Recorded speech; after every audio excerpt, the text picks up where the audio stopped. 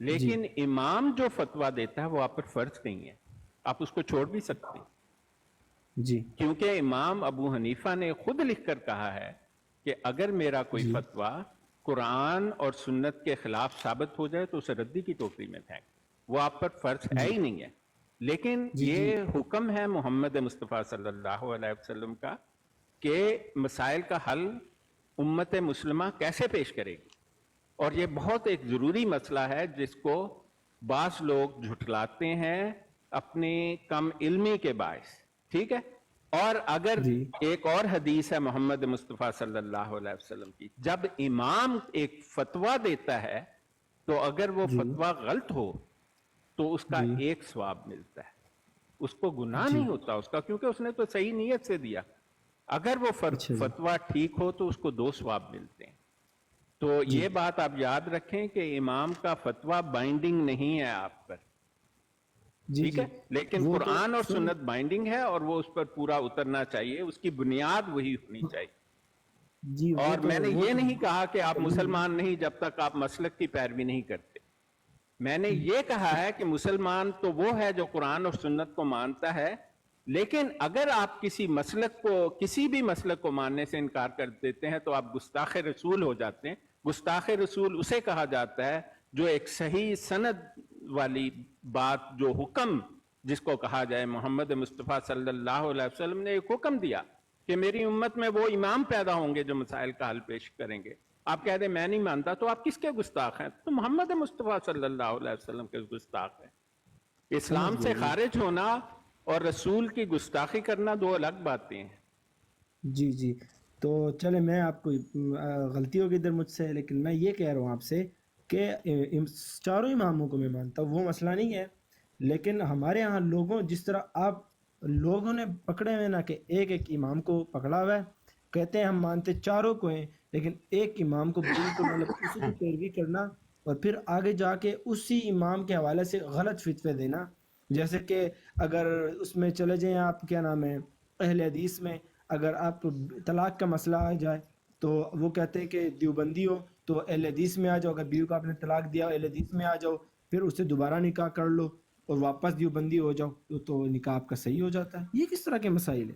یہ نہیں تو ایسے ہی نہیں ہے نہیں، نا کہ ایسا نہیں ہے۔ جی مسلک کے بارے میں یہ ہے، یہ بھی امام متفق علیہ ان کا فتویٰ ہے یہ، کہ مسلک آپ ایک ہی فالو کریں گے، یہ نہیں کہ آپ کو ایک بات فلاں مسلک کی پسند آ گئی تو آپ نے وہ پکڑ لی اور یہ فلاں کی پسند آ گئی اور وہ پکڑ لی، ایسا کچھ نہیں ہوگا۔ مسلک اس لیے جی کہا جاتا ہے کہ ایک جورس پروڈنس ہے۔ جی مسلک کا انگریزی ترجمہ جورس پروڈنس ہے۔ جورس پروڈنس کا اگر آپ ٹرانسلیشن کریں تو اس کو قانون کہا جاتا ہے، جی جی جس کو شرعی قانون ہے نا، یہ تو قانون کا جورس پروڈنس ہے، یہ کوئی کسی کے گھر کی باتیں نہیں ہے، یہ شریعت جی کا جی قانون ہے جس کو آپ مسلک کہتے ہیں۔ جی جی ہاں اگر آپ کو اس مسلک میں لگے کہ جی فلاں مسلک تو ایسی بات پیش کرتا ہے اور میرے مسلک میں یہ بات پیش ہے، تو آپ کو مسلک نہیں بدلنا، اگر آپ بدلنا ہے تو ہمیشہ کے لیے بدلیں، یہ ایک الگ بحث ہے اس بات کی۔ لیکن اسی لیے امت مسلمہ میں مسلم کاؤنسلز بنائیں گے، جیسے یورپ میں ہے، ہر ملک میں مسلم کاؤنسل ہے جس میں ہر مسلک جی کے لوگ شامل ہیں۔ اسی طرح شریعہ کاؤنسل ان ملکوں میں ہے جہاں پر جو اسلامی ملک ہے، ان کو بنانے کا مقصد یہ ہے کہ اگر آپ کو لگے کہ آپ کے مسلک نے جو فتویٰ دیا ہوا ہے وہ ٹھیک نہیں ہے، یا آپ کو اس فتوے کے تحت آپ کی بیوی آپ کے پیچھے آ جائے کہ بھئی تم تو اس مسلک کے ماننے والے ہو، تو یہ مسلک یہ کہتا ہے، آپ کہہ دیں کہ نہیں میں نہیں مانتا، تو اس کا حل یہ ہے کہ آپ اسلامی ملک میں شریعہ کورٹ میں چلے جائیں، قاضی فیصلہ کر دے گا، وہاں پر ہر مسلک کے قاضی ہوں گے، وہ آپس میں مشورہ کر کے آپ کو بتا دیں گے کہ میاں یہ لاگو ہوتا ہے۔ اگر آپ یورپ میں کسی اور ملک میں آپ شریعہ کاؤنسل میں چلے جائیں، وہ آپ کی بات سنیں گے اور آپ کو اس کا حل پیش کر دیں گے۔ لیکن یہ کہنا کہ یہ مسلک غلط ہے اور وہ مسلک ٹھیک ہے، ایسا کچھ بھی نہیں ہے۔ یہ جو ڈفرینسز ہیں مسالک میں، یہ فروعاتی ہیں اور تھوڑے سے جزیاتی اور فروعاتی ہیں۔ جو بیسک اصول ہے، جو بیسک پرنسپل ہے سارے مسالک کا، وہ تو ایک ہی ہے، کیونکہ سب کی بنیاد کو قرآن اور حدیث پر ہونا پڑتا ہے۔ اور جو چیز قرآن اور حدیث پر پوری نہیں اترتی وہ اسلام سے خارج ہے، وہ تو آپ پر بائنڈنگ ہی نہیں ہے، آپ کو تو اس کو ماننا ہی نہیں چاہیے۔ مطلب میں میری بات سنیں نا، یہاں پر اگر میرے نبی نے کہا ہے کہ فرقوں کا کہ 72 فرقے میرے ہی امت سے بنیں گے، تو وہ بھی تو فالو کریں گے نا، وہ بھی تو کہیں گے کہ لا الہ الا اللہ محمد رسول اللہ صلی اللہ علیہ وآلہ وسلم، وہ بھی تو یہ کلمہ ہاں پڑھیں گے، میں نے تو وہ بھی آپ تو کو کہیں گے حدیث کہ پڑھ ہم کے دین کے سنائی ماننے ہے، یہاں والے تو ہیں۔ ملت لکھا ہوا ہے، فرقہ تو ہے ہی نہیں۔ وہی تو بھائی آپ جماعت نہیں جماعت ہوں یا گی، ملت لکھا ہے، تو وہی یہ دوبارہ جو پڑھ کے آج سنا۔ خود کو کہتے ہیں کہ یار ہماری جماعت جو ہے وہ ہے دیوبندی ہے، اچھا یہ کہاں حیرت کہاں صاحب، ہاں جی صاحب، جی ہاں جی صاحب ابھی ذرا جی جی رکیں، جی آپ کو ڈاکٹر صاحب مزید کیا جو کا ہے مسئلہ وہ جو ہے جامعہ ترمذی بتاتے ہیں۔ کھڑے ہو یہاں پر ایک اور مسئلہ کھڑا ہو گیا، مفتی سید صاحب بھی آگے ہیں اور جی جی سید ہولی اسپرٹ صاحب بھی موجود ہیں۔ میں ایک کلپ چلانے لگا ہوں اور آپ دونوں احباب جو ہیں السلام علیکم اس مفتی صاحب، کیا حال ہے آپ کا؟ معذرت میری بات ایک سیکنڈ میری بات سنیں گا، میں آپ کی انجینئر سنیں صاحب گے، آپ ابھی یہ رکیں، ایک اور بڑا مسئلہ ہے آپ کو ایکسپلین کر آپ کے کی سنیں گے بتائیں گے، بات ٹھیک ہے؟ بھائی، آپ فکر نہ کریں، یہاں پر فکر نہ ہمارے کریں۔ مفتی صاحب ماشاءاللہ مفتی سید زین العابدین صاحب بھی آئے ہیں۔ جی السلام علیکم مفتی صاحب، کیسے ہیں؟ جی وعلیکم السلام ورحمۃ اللہ وبرکاتہ، الحمد للہ لا ایسا نہیں۔ اچھا، میں ایک ویڈیو کلپ چلانے لگا ہوں اور اس کے بارے میں تھوڑا سا مجھے آگاہی چاہیے کہ کٹا گورکلی مرزا نے ایک اور چول مار دی ہے، تو ذرا سنیے گا پلیز۔ ہو کر پیشاب کرنے سے بسا اوقات تو چھینٹے کم پڑتے ہیں۔ اگر آپ کسی ایسی جگہ کے اوپر ہیں جہاں پہ زمین کیا کا مسئلہ جو ہے کھڑے ہو کر پیشاب کرنے سے بسا اوقات تو چھینٹے کم پڑتے ہیں۔ اگر آپ کسی ایسی جگہ کے اوپر ہیں جہاں پہ زمین سخت ہے اور آپ بلندی سے نیچے کی طرف پیشاب کریں تو چینٹوں سے بچنا آسان ہے، اچھا، بنسبت اس سخت جگہ کے اوپر بیٹھ کے پیشاب کرنے کے، پتھروں سے ٹکرا کے پیشاب کے چھینٹے آپ پہ پڑ سکتے ہیں۔ مرد کے لیے یہ اجازت ہے بلکہ سنت ہے۔ نبی الاسلام کی حدیث ہے بخاری میں، آپ نے ایک دفعہ کوڑے کے ڈھیر کے اوپر کھڑے ہو کر پیشاب کیا اور یہ قیامت تک کے لیے سنت کو کوئی بدل نہیں سکتا۔ امام ترمذی نے جامعہ ترمذی میں پہلے یہ حدیث لی ہے کہ سیدہ عائشہ سلام اللہ علیہا کہتی ہیں کہ جو شخص یہ کہے کہ نبی الاسلام کھڑے ہو کر پیشاب کرتے تھے، ان کی کبھی تصدیق نہ کرنا، کیونکہ نبی الاسلام کی جو عمومی سنت ہے وہ یہ نہیں ہے۔ لیکن اس کے آگے ایک اور چیپٹر امام ترمذی نے باندھا ہے، اس میں یہ ہے کہ اس میں رخصت کا بیان، اور رخصت یہ ہے کہ مرد کے لیے کھڑے ہو کر پیشاب کرنا یہ جائز ہے۔ وہاں پہ وہ حدیث لے کے ہے کہ نبی الاسلام نے کھڑے ہو کر پیشاب کیا، تو کھڑے ہو کر پیشاب کرنے سے بسا اوقات جی سنا آپ نے؟ تسی وکرا ہی مسئلہ کھڑا کرتا ہے۔ میں ڈاکٹر بات صاحب ٹھیک ہے، ایسی یہ ایک حدیث موجود ہے، اور لیکن اس میں مسئلہ کیا ہو گیا؟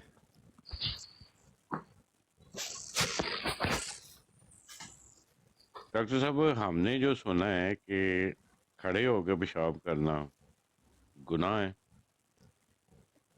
ٹھیک ہے؟ یار ایسی ایک حدیث ہے، شاہ صاحب سے پوچھیں، وہ مفتی جی صاحب سے۔ مفتی سید صاحب، زین العابدین سر، آپ کیا کہیں گے اس بارے میں؟ جی بہت شکریہ، ماشاءاللہ بہت اچھی گفتگو ڈاکٹر صاحب فرما رہے تھے، کوئی 5-7 منٹ ہوئے میں بھی سماعت کر رہا تھا۔ اللہ تعالیٰ آپ سب کو دین و دنیا کی بھلائیاں نصیب فرمائے، اور رمضان کی حقیقی خوشیاں اور انوار و تجلیات آپ سب کو اور آپ کے صدقے مجھے بھی نصیب فرمائے۔ جی نبی اکرم صلی اللہ علیہ وآلہ وسلم سے مروی ایک روایت ہے جسے سیدنا حضرت مغیرہ بن شعبہ رضی اللہ تعالی عنہ نقل کرتے ہیں۔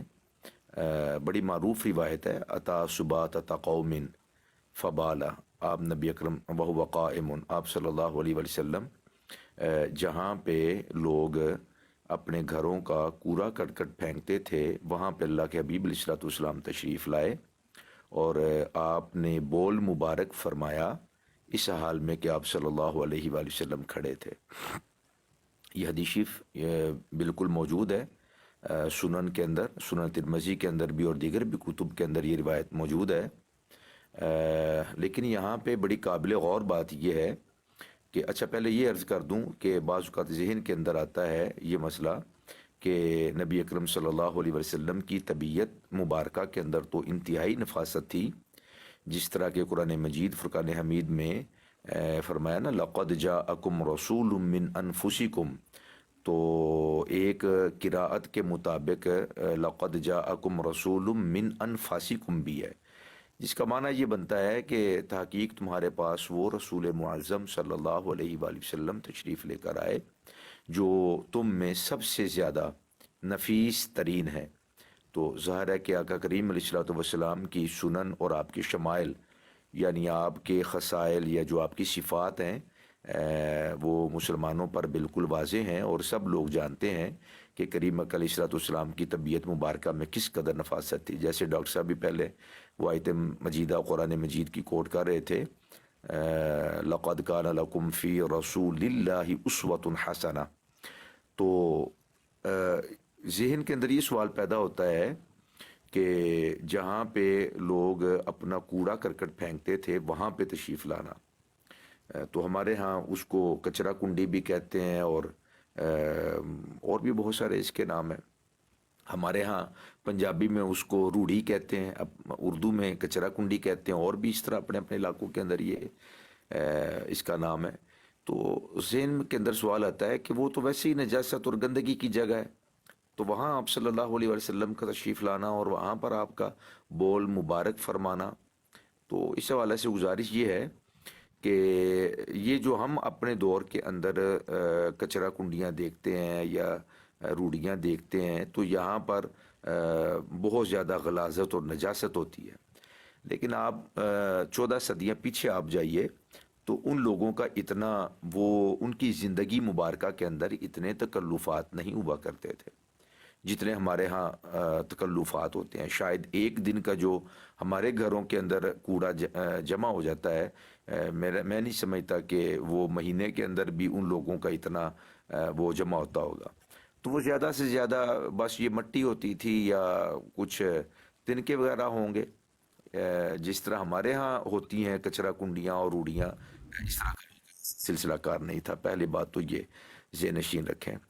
دوسری بات یہ ہے کہ آپ نے مرزا جیلمی کا ابھی یہ کلپ چلایا، اگر آپ غور و فکر کریں دوبارہ پھر چلائیے گا، آغاز کے اندر وہ کہہ رہا ہے کہ نبی اکرم صلی اللہ علیہ وسلم کی سنت مبارکہ ہے۔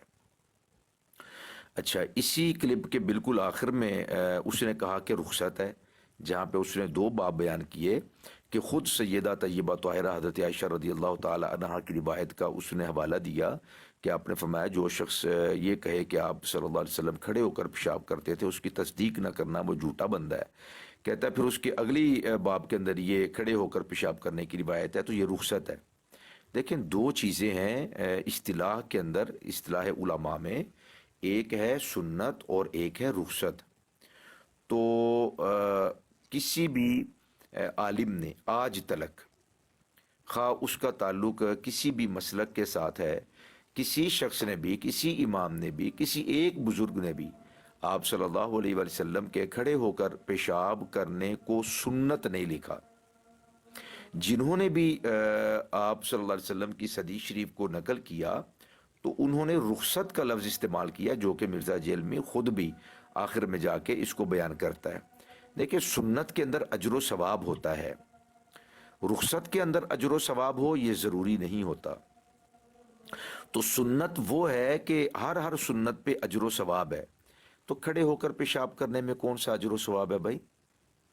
جیسا کہ آپ نے بھی فرمایا نا کہ ہم تو بچپن سے ہی سنتے آ رہے ہیں کہ کھڑے ہو کر پیشاب کرنا گناہ ہے، تو بھائی سنت آپ کہہ رہے ہو کہ کھڑے ہو کر پیشاب کرنا سنت ہے، معاذ اللہ اتنا بڑا بہتان باندھ رہے ہیں نبی اکرم صلی اللہ علیہ وسلم کی ذات اقدس پر، الیاذ باللہ تعالی، کہ آج تک کسی نے ایسی جرت نہیں کی جو جرت آپ کر رہے ہیں۔ یہ ہے دین کی ناسمجھی اور دین کی نافہمی اور کم علمی۔ اب اس عمل کو معاذ اللہ سنت کہہ رہے ہیں، کہہ رہا ہے یہ شخص کہ خود پھر آگے نقل کرتا ہے کہ وہ رخصت ہے۔ تو رخصت وہ ہوتا ہے کہ 2 کام ہوتے ہیں، محض اجازت کسی مجبوری کی بنا پہ، ایک عزیمت ہوتی ہے، عین زے یا میم اور جو تا ہوتی ہے بے تے والی جو ہوتی ہے عزیمت۔ تو عزیمت کا مطلب ہوتا ہے کہ آپ کا کسی کام، مشکل سے مشکل کام بھی ہو تو آپ کا وہ کرنا، اور رخصت یہ ہوتی ہے کہ اس کے اندر آپ وہ کام ترک کر دیں. مثال کے طور پہ آپ کے کسی بھی شخص کے گھٹنے کے اندر تکلیف ہے, وہ بیٹھ نہیں سکتا, پھر بھی بیٹھ کر وہ پیشاب کرے تو اس کو عزیمت کہیں گے. اور اگر وہ بیٹھ کر کے نہیں کرتا, اس کو تکلیف ہے, وہ کھڑے ہو کر ہی پیشاب کر لیتا ہے, تو اس کو شریعت نے رخصت قرار دیا ہے. تو یہ رخصت ہے. تو نبی اکرم صلی اللہ علیہ وسلم نے جو پیشاب مبارک کیا, تو اس پر علماء نے بہت ساری شروحات کے اندر اس بات کو نقل کیا گیا, اور بہت سارے چیپٹر باندھے گئے, اور بڑی طویل اس کے اوپر گفتگو کی. اب نبی اکرم علیہ السلام نے جو کھڑے ہو کر پیشاب کیا, اس کی وضاحت احادیث کے اندر تو موجود نہیں ہے کہ کیا وجہ ہے. تاہم علماء نے اس کی جو وجوہات بیان کی, انہوں نے کہا ممکن ہے کہ نبی اکرم علیہ السلام کے گھٹنے مبارک کے اندر تکلیف ہو. بعض علماء نے کہا کہ یہ بھی ممکن ہے کہ چونکہ نبی اکرم صلی اللہ علیہ وسلم نے پیشاب روک کر رکھنے سے منع کیا ہے, اور اسی طرح جب کسی کو پیشاب آ جائے تو وہ نہ کرے اور اس کو روک کر رکھے, اس سے سختی کے ساتھ منع کیا. اور یہی وجہ ہے کہ ایک شخص اگر نماز پڑھنا چاہتا ہے, اس کو حاجت ہے, قضاء حاجت کی اس کو ضرورت ہے, تو حکم یہ ہے کہ آپ پہلے قضاء حاجت کر لیں, آپ استنجا کر لیں, آپ بالکل فری ہو جائیں, اور اس کے بعد آپ جب ریلیکس ہو جائیں تو آپ پھر عبادت کریں. اور اگر کوئی اسی عالم میں نماز پڑھ لیتا ہے تو اس کو مکروہ قرار دیا گیا, اس کا اجر و ثواب کم ہو جاتا ہے. اور اگر آپ بالکل فارغ ہو کر, ریلیکس ہو کر اگر آپ عبادت کرتے ہیں تو اس کا اجر و ثواب ہے. صحیح بخاری شریف کے اندر بھی ایک روایت موجود ہے, ایک شخص دیہاتی تھا, عرابی تھا, تو وہ مسجد نبوی کے اندر آ کر کے پیشاب کرنے لگ گیا, مسجد کے اندر ہی پیشاب کرنے لگ گیا. بعض صحابہ نے اس کو روکنے کا ارادہ کیا تو آپ صلی اللہ علیہ وسلم نے منع فرما دیا. پیشاب کرنے کے بعد حکم فرمایا کہ اس کے اوپر پانی بہا دیا جائے, تو پانی بہا دیا گیا. تو نبی اکرم علیہ السلام نے یہ بھی گوارا نہ کیا کہ جس کے اوپر علماء نے اس حدیث پہ پھر گفتگو کی, یہ بھی منع گوارا نہ کیا کہ یہ شخص پیشاب کر رہا ہے اور اس کو روک لے, تو ظاہر روکتے ہوئے تکلیف ہوتی ہے یا کچھ اور بیماریوں کا بھی انسان کو خدشہ ہوتا ہے. تو آپ صلی اللہ علیہ وسلم نے فرمایا کہ اس کو پیشاب کرنے دو. جب وہ پیشاب کر لیا تو فرمایا کہ اس کے اوپر پانی بہا دو, اور اس آدمی کو بھی مسئلہ سمجھا دیا گیا کہ یہ عبادت کے لیے مسجدیں بنائی جاتی ہیں, پیشاب کرنے کے لیے نہیں بنائی جاتی. تو بہرکیف ایک ہے عزیمت اور ایک ہے رخصت, یہ میں عرض کر رہا تھا. تو عزیمت یہ ہے کہ آپ کھڑے ہو کر ہی کریں, اور رخصت یہ ہے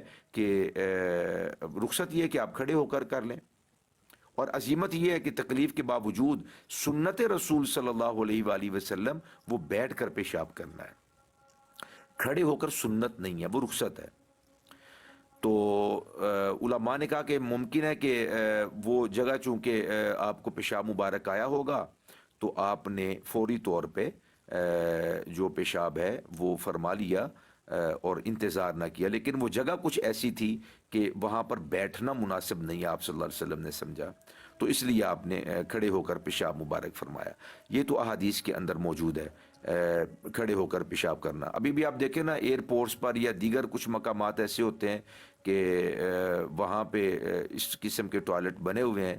اگر کوئی شخص پیشاب کرتا ہے اور وہ چھینٹوں سے بچتا ہے تو بالکل اس کے اندر وہ رخصت ہے, اس کو سنت نہیں کہیں گے, کوئی اجر و ثواب کا باعث نہیں ہے.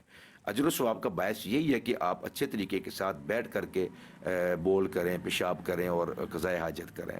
لیکن اگر کوئی کھڑے ہو کر کرتا ہے کسی بھی وجہ سے تو اس میں رخصت باہر کیف موجود ہے, اس کو عادت نہیں بنا لینا چاہیے. جو مرزا نے یہاں پہ فلسفہ بیان کیا ذرا اس کے اوپر بھی غور کریں. کہتا ہے اگر زمین سخت ہو تو پیشاب اگر آپ بیٹھ کر کریں گے تو چھینٹے زیادہ پڑیں گے, اگر آپ کھڑے ہو کر کریں گے تو کم پڑیں گے. مجھے بتائیے, سخت زمین کے اوپر آپ پانی اوپر سے گراتے ہیں تو اس کے چھینٹے زیادہ پڑیں گے, یا زمین کے قریب کر کے پانی گرایا جائے گا تو اس سے چھینٹے زیادہ بنیں گے؟ اسی طرح پیشاب کی صورتحال ہے.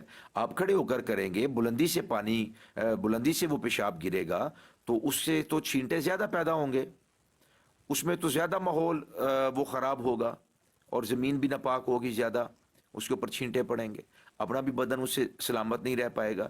تو یہ فلسفہ ہی بالکل الٹ اس نے بیان کر دیا. آپ بیٹھ کر کے پیشاب کرتے ہیں تو اس میں سخت زمین بھی ہو تو اس میں چھینٹے کم پڑیں گے. اگر آپ کھڑے ہو کر کرتے ہیں تو اس سے زیادہ چھینٹے اڑیں گے اور وہ بدن پر بھی پڑ سکتے ہیں. آخری بات یہاں پہ عرض کر دوں, جیسا کہ آپ نے فرمایا شاہد بھائی کہ ہم نے بچپن سے سنا کہ کھڑے ہو کر پیشاب کرنا گناہ ہے, تو اس وجہ سے ہمارے بزرگ اس کو گناہ کہتے ہیں کہ نبی اکرم صلی اللہ علیہ وآلہ وسلم نے چھینٹوں سے بچنے کا حکم دیا ہے, پیشاب کی چھینٹوں سے بچنے کا حکم دیا ہے. صحیح بخاری شریف کے اندر ایک روایت ہے, نبی اکرم صلی اللہ علیہ وآلہ وسلم میں قبرستان سے گزر رہے تھے کہ آپ نے دیکھا کہ 2 قبر والوں کو عذاب ہو رہا ہے, تو آپ صلی اللہ علیہ وآلہ وسلم نے ایک شاخ لے کر اس کو آدھا کر کے ایک قبر پہ اور دوسری شاخ کو دوسری قبر پہ رکھ دیا. تو آپ صلی اللہ علیہ وسلم فرمایا کہ ایک کے بارے میں فرمایا کہ یہ چغلی کرتا تھا اور لگی کرتا تھا, اور دوسرے بارے میں بتایا کہ یہ چھینٹوں سے نہیں بچتا تھا. تو اگر جان بوجھ کر چھینٹے پڑیں بدن پر پیشاب کے اور اس کا اہتمام نہ کیا جائے, خیال نہ رکھا جائے, تو چھینٹے پڑنے کی وجہ سے بدن ناپاک ہوگا, اور جان بوجھ کر اپنے بدن کو یا لباس کو یا زمین کو نجس کرنا یہ مکروہ ہے, یہ بھی اچھا عمل نہیں ہے. اس پر بھی گناہ ہوتا ہے کہ آپ جان بوجھ کر پاک زمین کو آپ ناپاک کر دیں.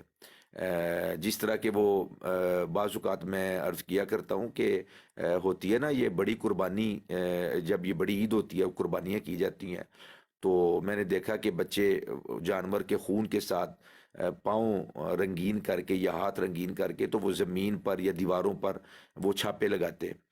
تو میں منع کیا کرتا ہوں بچوں کو کہ دیگر جو زمین ہے جہاں پر پاک زمین ہے وہاں پہ جان بوجھ کر آپ اس کو آلودہ کریں تو یہ ناجائز ہے, یہ مکروہ عمل ہے. تو بچوں کی تربیت کرنا بھی ضروری ہوتا ہے. بہرکیف اس کا یہ فلسفہ بھی غلط ہے, سنت و رخصت والا جو اس نے بیان کیا, اور جو اس نے چھینٹوں والا فلسفہ بیان کیا کہ کھڑے ہو کر کریں گے تو کم چھینٹے بنیں گے, اڑیں گے, اور بیٹھ کر کریں گے, یہ دونوں فلسفے اس کے بالکل غلط ہیں. جی شاہد بھائی. ٹھیک ہو گیا.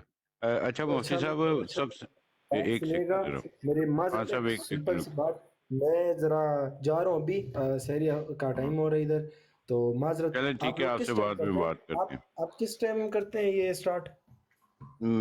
ہم لوگ جو ہیں وہ ادھر ہی بیٹھے ہوتے ہیں رات کو, یو کے میں, یو کے ٹائم پہ ادھر ہی مطلب ہوتے پوری رات؟ ہیں. آج تو تقریباً ہوں گا میں پوری رات. اچھا تاکہ اس چلے ٹائم میں آ جاؤں نا, آپ کل کا میں اس ٹائم میں آ جاؤں. نو